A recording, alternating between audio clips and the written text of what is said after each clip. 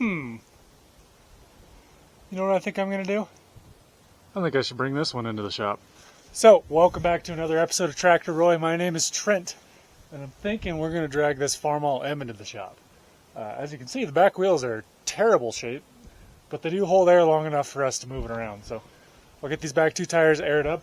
Our engine is seized up on this thing, so we'll get a spot cleared out in the shop, get it pulled in there, and then we'll probably yank the head off and see how bad a shape we're in. This is a sleeved engine, wet sleeved as a matter of fact, so we should just be able to pop everything out. Hopefully the bottom end's still good. I'm imagining that it just got some water down in the manifold, leaked past whatever exhaust valves are open, and sat on those couple of cylinders.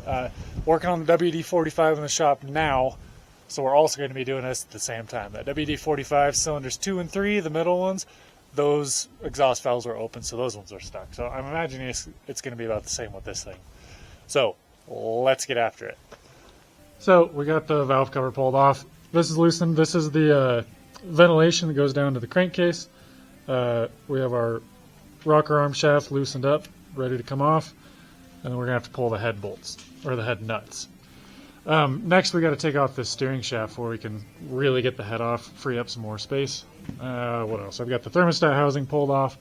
So for this, trick that we do is take a cold chisel like this, wedge it in there, and hit it with a hammer, and it'll spread the jaws on this thing, and then you can move that forward. Up at the front here at the steering bolster, as you can tell, we got some leaks, so that'll have to be resealed. You take out this plug right here that I've loosened up, and then there's a worm gear right here, and this worm gear engages a circular gear that's attached to our steering pedestal. So once I get that disconnected up there and this plug taken off, then you can just unthread it, and then that rod will come out through the front here and come out this plug. These Farmall M's are interesting because they got their steering shaft that goes through the radiator tank. So like you can't take off the radiator tank, you can't take off the head until you pull the steering shaft out. It's not hard to pull out, it just takes a little bit of time.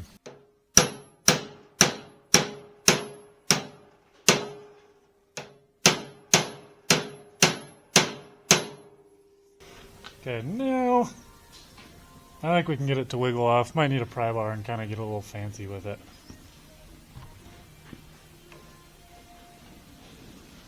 You go, buddy?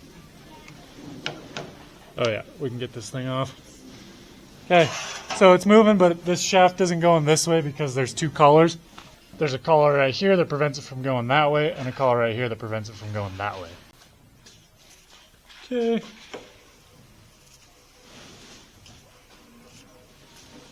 Whoa. Oh. Still got a little bit of oil. There we go.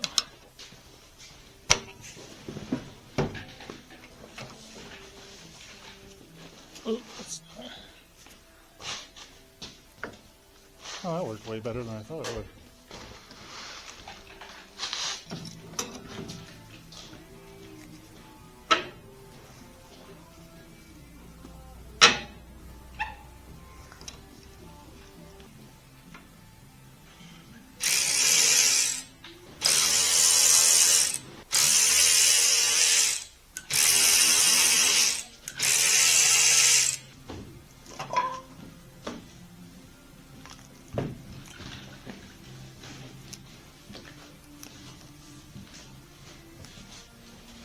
So here's inside the steering bolster. The worm gear is right here.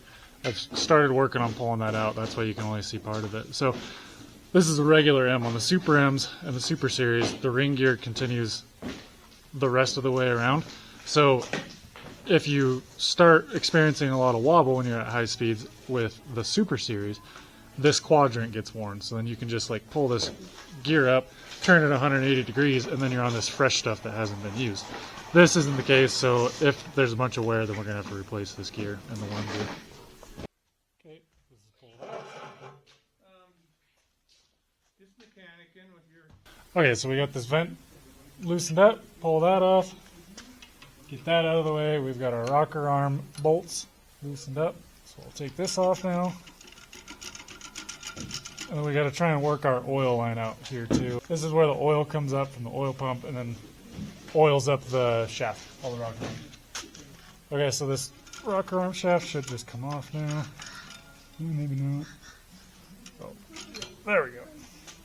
So oil comes through this. Okay, now I just got to go through and pull all these head nuts off, I guess, and then take off the manifold and be ready to go. Okay, our manifold, we got all of our nuts taken off, our carburetor is disconnected from our governor, and our fuel line and choker taken off. We're just going to leave the carburetor attached when we pull this thing, just because it'll be easier. And it's broken loose, came off beautifully. So, our issue was definitely water getting in the exhaust. From the looks of it, messing with these valves, it should have just been number 3 exhaust that was open. So I think this is the one that's our issue. This one we might be able to get away with yet. So we should have all of our head bolts pulled off, so we should be ready to lift this thing up.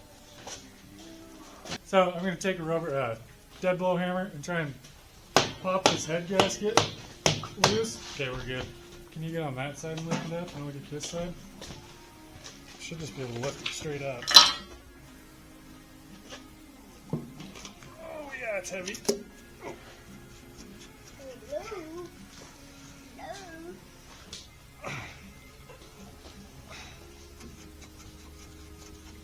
Oh, wait, what? Oh, sorry. Hold on, go. Yeah. Hold on, we're on the bolt still. Instead. There we go. You got it. I'll have to come over. Okay, now I got it. Oh. So, here it is with the head off. We had been soaking this in Marvel Mystery Oil, hoping that it wasn't, well, didn't have a bunch of water in it like it does. So there's 1, 2, and 3, and there's 4. 1 and 4 actually look really good. This smells all nice and minty. I like it. 1 and 4 look good. We'll have to see what 2 and 3 look like. We got a little bit of a ridge here, but it's not too bad. It might just be a carbon buildup. So these have domed piston heads. Oh, because we have combustion chambers in the head. There's another version of these that's a flat head, and then you have to have a concave piston. For instance, this Alice Chalmers has power crater heads because the bottom of the head is flat. And then this, because of the combustion chamber here, has to have domed heads so that way it can lower raise the compression ratio. So this is definitely the one that we had the most water in. It looks like we did have water in that one too. So 2 and 3, that's our issue, just like it is on WD-45. So here it is all cleaned up. Here's cylinders 2 and 3. Those are definitely the ones that got water in it, just like the WD-45. So 1 and 4 look good, so probably the same thing like I did on that other one. If you haven't checked out that video, do that. Pull off the oil pan, and then I'll take off the connecting rod bearings off of 1 and 4, pull those pistons out, and then I can do 2 and 3, and then rotate the crank 180 degrees out of the way, so that way I can probably take these out, piston and sleeve at the same time, just like I did on that one. So I think we'll call that an episode. We got the head pulled off and we can see what's going on. That's really what I wanted to do. We're going to have to definitely dig farther into this. I don't know if we're going to be able to salvage these 2 and 3 cylinders, the sleeves, just because of too much stuff going on in there. So if you're not subscribed already, make sure to do that now. I'll make a playlist for this, so all the episodes on this are all in one convenient spot. If you like this video, make sure to hit that thumbs up button. It helps out with the channel. And thanks for watching Tractor Roy. Hope I'll catch you on the next one.